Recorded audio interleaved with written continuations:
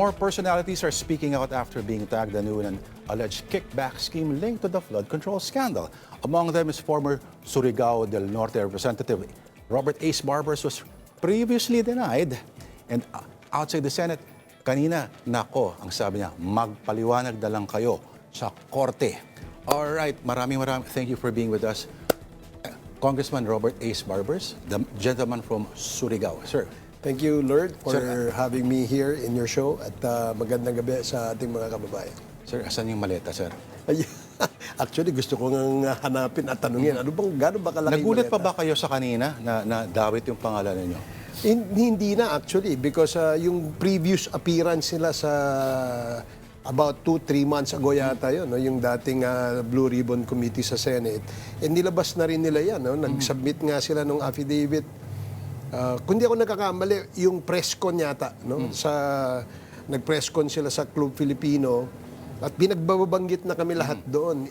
And after that press con, I think nag-attempt sila pumunta sa Senate to submit this affidavit, but unfortunately, hindi sila naimbitahan.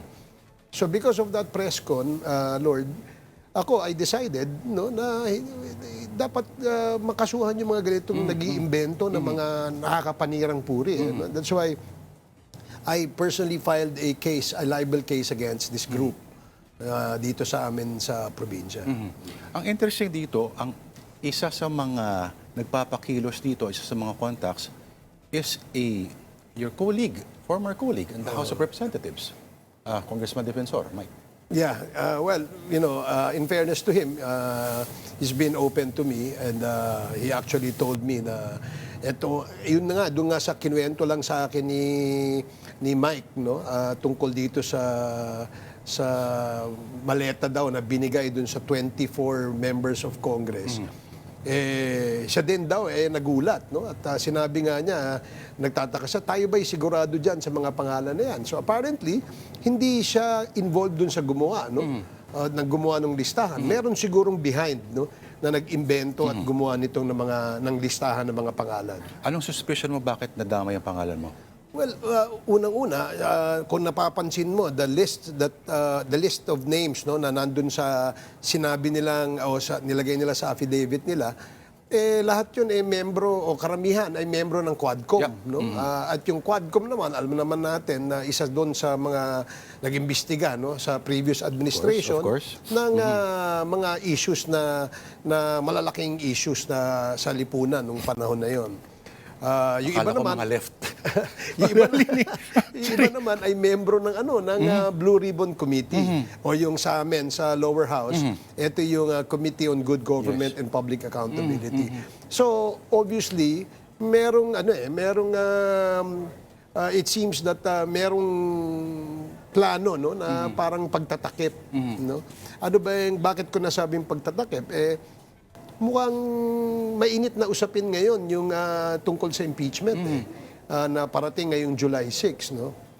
And there seems to be some attempts, no, to destabilize, no, ang ating gobyerno in a way na nagkakaroon ng diversionary tactics, no, dun sa national conversation. Kasi ang usapan, ang conversation ay tungkol sa impeachment, but nilalayo nila doon sa usapin ng impeachment. Kaya nga nagkaroon itong ganito na namang investigation sa Blue Ribbon.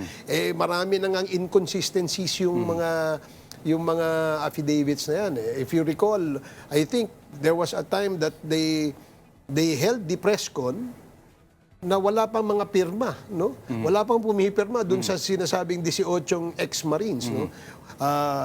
Karoon din ang issue na mali at fake yata yung nagnotaryo, no, dahil hindi yung totoong abogado. And marami bang issues na nakadikit dyan sa affidavit na yan, na kung saan naglista sila ng mga pangalan na walang katotohanan. Sa tingin nyo, diversion lang ito from yung real na proseso na dapat abangan, which is the impeachment? Sinasabi niyo so, palagi yeah. ganun, di ba? Okay. Pero you're in esteemed company, may pari pa na nakasama dito.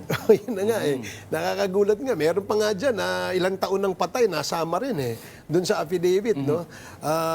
Marami rin dyan na hindi pa congressman noong 2025 at 2025 lang naging congressman o congresswoman, pero nasama. And apparently, they were given the so-called maleta or the envelopes 2024. So hindi masyadong magulo at malikot. Okay, you being a veteran in Philippine politics, sa amoy ninyo, at of course, nakasama nyo rin ang Senate President kayo, nakasama ninyo sa Congress. Hindi ko alam kung congressman kayo nung nag-term sharing sila noon, pero from basing on the way things are moving, magkaka-impeachment pa kaya tayo? Honestly, sa tingin ko, wala nang option not to go and follow the Constitution. The Constitution clearly says that if 1/3 of the members of the lower house endorses articles of impeachment, the Senate must proceed with trial forthwith. Di ba? Naging issue pa nga yan. So ngayon, nakasubmit na, nagkaroon na nga ng binigyan ng 10 days to answer, to submit her pleading, si Vice President Sara. And then, ngayon, 5 days naman sa prosecution team. After this, they will proceed with the pre-trial. Mag-uusap sila, sinong witnesses nyo, anong ebidensya nyo, ito naman ang sa amin, ito naman ang witnesses namin. Kamo, dream come true yan dapat para sa kanya. Well, yeah, it is actually, dahil nga, pagkakataon yun para mapatunayan na lahat ng mga aligasyon ay maaaring hindi totoo.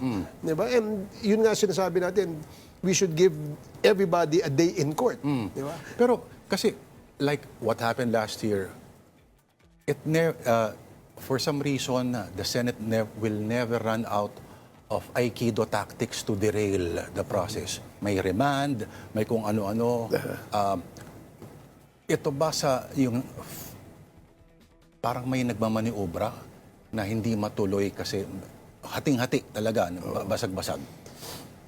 Well, itong pangalawang impeachment na ito, talagang sinunod ng Committee on Justice to the letter yung sinabi ng Supreme Court. Base sabi ng Supreme Court, itong gawin nyo, ito yung proseso, ito yung tama. At sinunod yan ng mga membro ng Committee on Justice. In spite of the fact that some of them are using the interviews, kasi merong isang interview na kung saan nabanggit yata na inihantulad sa isang mini trial itong gagawin ng Committee on Justice. So parang ang sinasabi, ito pala i-trial, ay bawal yan because the trial is only done in the Senate. When Senate convenes as an impeachment court. Tsaka pinipigilan ni Chair Jervil Luistro. Every time may tanong na parang approximating the tone of a... That's correct, yan. Because it was only for clarification. Clarificatory lang naman yung hearing na yun. It just so happened that people got so interested kung ano ba yung ebidensyang meron. At ayun na inilatag ng Committee on Justice. Pero okay, isa ka sa mga... Ang forthwith ay hindi yung June 30 or July 30 is not forthwith. Ang opinion mo rin. Pero how are you at liberty to divulge your involvement in the sabihin natin prosecution panel? I'm just an observer. Ako ay nasa... Do you give advice? According to some people in the know. Well, if they ask me, I would be more than willing to share whatever experience I had. But magagaling sila. Actually, magagaling itong ating impeachment prosecution team.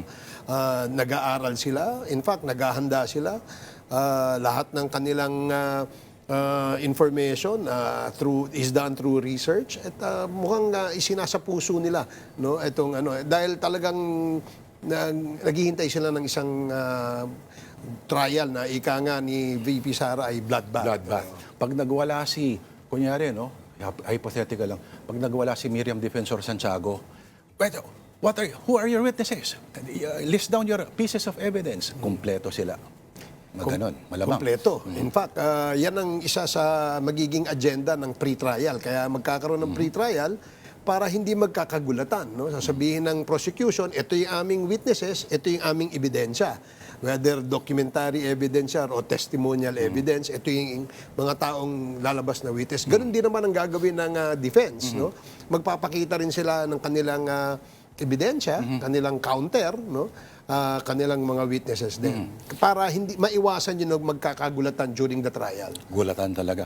Okay. So, sinasabi nila, yung impeachment controversy, itong this whole process daw, nakasakit sa mga admin candidates in Mindanao. You disagreed. What did political observers miss? Well, they probably thought during the time, no, na kasi base sa mga surveys na lumalabas, talagang malaki ang results ng those who are in favor of Duterte. But perhaps they missed kung gaano ba katindi yung endorsement power, no? Gaano ba katindi yung campaign na kung saan ay tatayo sa entablado at ikakampanya ka. Siguro, I don't know if that could even be quantified, no? Pero kung if it can be quantified, siguro sana nakikita natin yun. Kasi napaka-importante yung eleksyon na lahat ng inendorso mo ay nanalo. Pero kung lahat ng inendorso mo, kung 10 ang inendorso mo at isa lang nanalo, ibig sabihin, baka kulang ng endorsement power or whatever they want to call it. Some political analysts would say, magic wand. No? Pag may merong magic wand yung mag-endorse, sigurado panalo. Pero it didn't happen that way in the last elections. Although, there are several issues that may have affected the results. And specifically, dun sa mga kandidato na naapektuhan ng mga issue. Okay, you've seen Congress go through Ramos, Estrada, Arroyo, Aquino, Duterte, Marcos. Those eras, ano? Pero, you think Congress has become more independent or more dependent on Malacanang as the years went by? Sinasabi nila itong gulong to is an indication na may independence. Anong tingin po ninyo? Totoo, I agree. No? May independence ang lower house, may independence ang Senate. No? The whole Congress, being a branch of government, is actually independent of the two other branches. In theory, of course. In theory, as provided for in the Constitution, in the 1987 Constitution, but in practice, it is also being done, lalo na sa House. Kasi sa House, merong mga proposed legislation, halimbawa ang isang Pangulo, no? Hindi naman lahat yan, ibig sabihin, magiging batas. No? Maraming kokontra, maraming hindi boboto, maraming hindi rin papasa because of the parliamentary strategies employed by those who are against a proposed legislation. So para sa akin, there is a strong reason for the Filipinos to believe na independent ito. But we cannot avoid, syempre, kung ano yung, halimbawa, pinakiusap na batas na kailangan ipasa, ipapasa natin yan. Kung nakita naman ng mga membro ng Kongreso na makakatulong sa bayan. No? Things like that. Okay. Gusto ko itanong, ito, medyo sigit lang. Bakit palagi nachichismis yung name ninyo para maging Secretary of the Interior? Di ko rin nga alam. Lagi eh. Di ko rin alam. Siguro dahil my father used to be the Secretary of the ILG. I've been in Congress for more than 20 years. No? May legislative experience siguro. Meron din ako experience sa local government because I was once governor. So, hindi ko alam kung bakit ganun. I think our secretary is doing a good job. Diba? You think? I think so, yeah. I think so. He's doing a good job. Hindi ganun kadali kasi yung sitwasyon na kung saan nandoon si Secretary Remulla. If you were the Secretary of the Interior, would you have been at the Senate earlier? Yung parang nadamay sa tulakan. Kung ikaw tinulak, kung nagkatulakan. You mean today's, no? Ako siguro, baka wala ako doon. Baka wala ako doon. May police ka, di ba? Meron naman akong I will probably assign ground commanders no, to make sure that peaceful, walang gulong mangyayari, at wala nang putukan na mangyari sa loob ng Senado. Dahil nakakalungkot isipin na itong institusyon na ito, ngayon medyo iba ang dating sa ating mga kababayan. No? At hindi naman sa nagbubuhat tayo ng bangko because ngayon, kung ang institusyon kung saan ako galing, maganda ang rating. Di ba? Did you ever imagine? Well, you know, Kayo pa yung mas disciplined. kasi nung una, kami yung You were the rowdy younger brother. That's correct. And, we're always, the lower house has always been the weeping boy. Di ba? Exactly. Kaya ganun siguro yung dating. But ngayon, nakita natin yung production, yung pagpasa ng mga batas on third reading, maraming pinasa ang lower house. Well, compared to what they did. No? May rason naman sila. Sinasabi nila, kasi kami pinag-iisipan namin. So, doon naman Parang magduda ka pag walang dissent. Kasi ibig sabihin, walang nagde-debate. Pero kasi nga, yun na. We have a bigger house. Kaya, syempre, if there are dissents in the proposed legislation, 1 or 2 or less than 10%, it will not even sound loud. Diba? Kasi wala namang hindi halos mapapansin dahil matatabunan siya by sheer numbers. Numbers game itong ating Kongreso. Ayun, iniisip ko parang, paano nagawa ng Joe D.V., administrasyon nila Ramos, na parang kept to a minimum yung mga ganito. Kung iisipin mo lang parang, baka masyado lang tayong bata noon, wala pang social media, kaya ba hindi na-amplify? O may mga ganito rin. May mga ganito rin. No? Doon sa hindi umabot nakita sa ko ganun. rin, when I was a member of the lower house in 1998, early part of prior to the Ramos and the shift to the ERAP and GMA presidency. Yung impeachment, may sinapak na ano. Yeah, di ba? Sergeant at Arms. Meron. Si former Congressman Gonzales. So may mga ganun din, pero it was not just publicized right now na ganito kalaki. Kasi ang bilis ngayon because of social media. Yun nga nakakalungkot sa social media, ang bilis ng information, which actually should be an advantage. Nadali ka rin doon. Nadali ako doon, di ba? Maraming information na fake. Umamin ka daw Hindi ako umamin.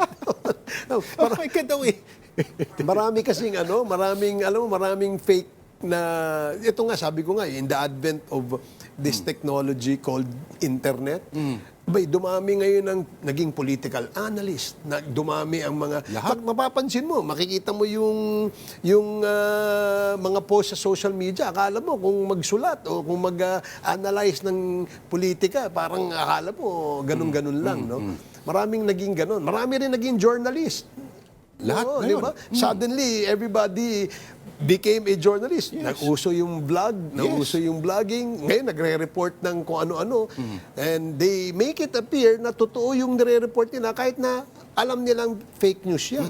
No, yun ang malungkot na ito yung downside nung advancement in this technology. Okay. So,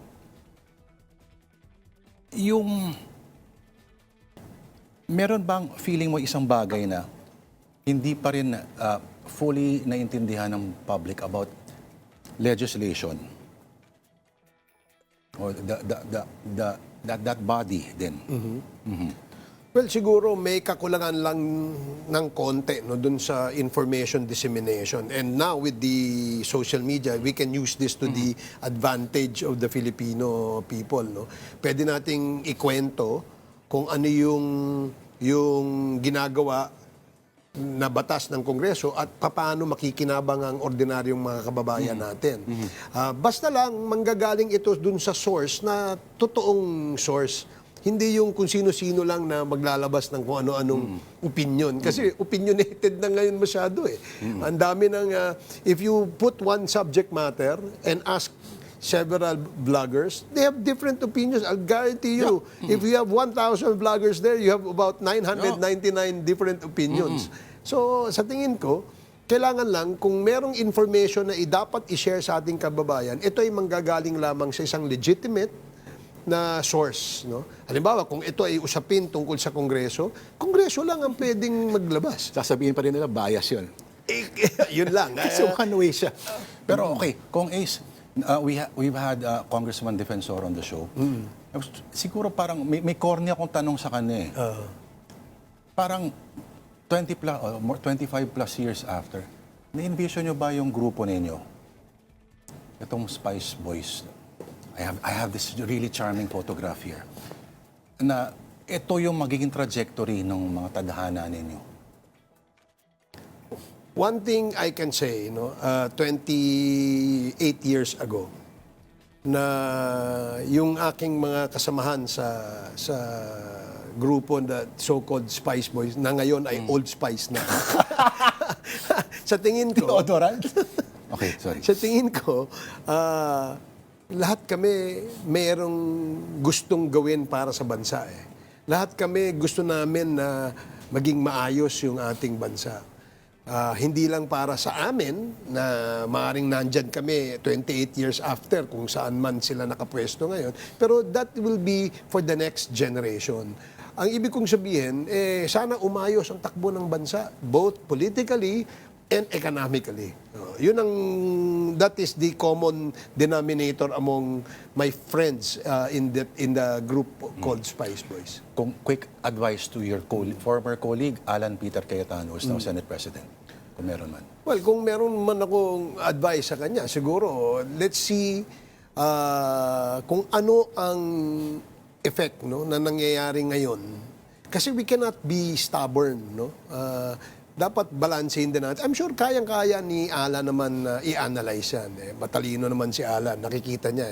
Kung ito ba pagpapatuloy niya sa pagiging Senate President ay makakatulong na malaki sa institusyon, makakatulong ba na malaki sa ating bansa, o ito ba ay makakapagpapigil dun sa mga planong magaganda para sa ating bansa.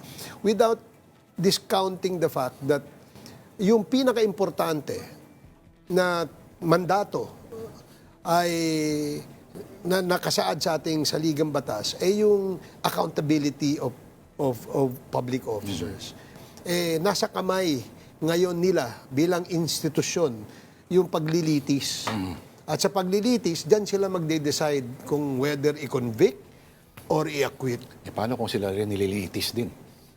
Yun ang yun ang may tama ka diyan, Mahirap nga naman na nililitis yung mga manlilitis. May quote sa Bible, may kinalaman dyan. Pero Kung Ace, maraming salamat po sa oras sa inyo.